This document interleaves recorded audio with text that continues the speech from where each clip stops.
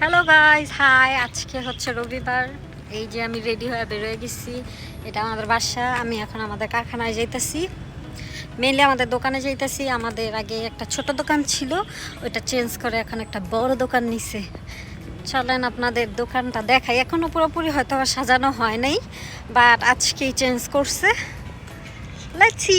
ইয়ে, আমাদের আগে এই ছোট দোকানটা ছিল। যারা আমাকে অনেক আগে থেকে ফলো করেন তারা জানেন। আর বর্তমানে আমরা এই যে প্রাইড জোন, এই যে সামনের দোকানটা নিছি। আব্বু আম্মু আজকে দোকান রবিবার তাও খোলা রাখছে, কারণ কাস্টমার আসতেছিল, প্লাস আমাদের যেহেতু নতুন দোকান, সো এখানে রেগুলার এখন বসা লাগবে এই জন্য।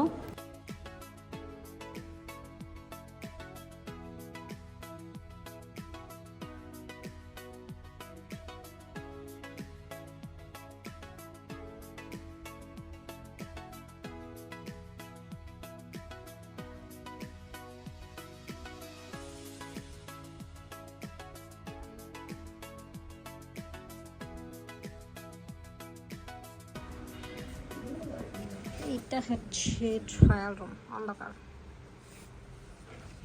দেখাই, এই যে এখানে ছোট্ট একটা মিরর আছে। হাই, এটা এখানে টানাইবো আর কি, এখানে ফিক্সড করব। এখনো লাগানো হয় নাই, এই জন্য এটা এখানে। তো এটা বন্ধ করে চলে যাই।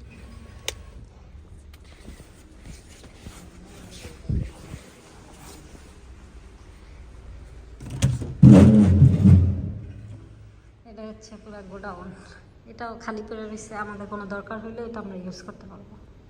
মানে পুরো দোকানে নিয়ে নিচ্ছে, বাট এক সাইডে আমাদের যে বস, ওনার জিনিসপত্র রাখা আছে।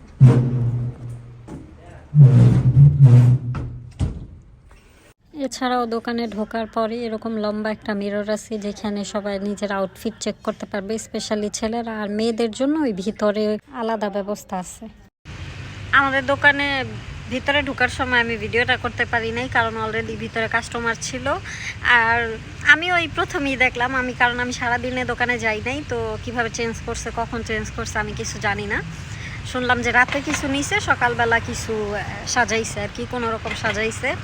অ্যান্ড অন্য দেশি কেউ হইলে, মানে মালয়েশিয়ান বা চাইনিজ বা ইন্ডিয়ান কেউ হইলে হয়তো আমি ঢুকার সময় ভিডিও করতাম, কিন্তু বাঙালি দুইজন ছেলে বসে ছিল, যার কারণে আমার একটু লজ্জাই লাগতেছিল।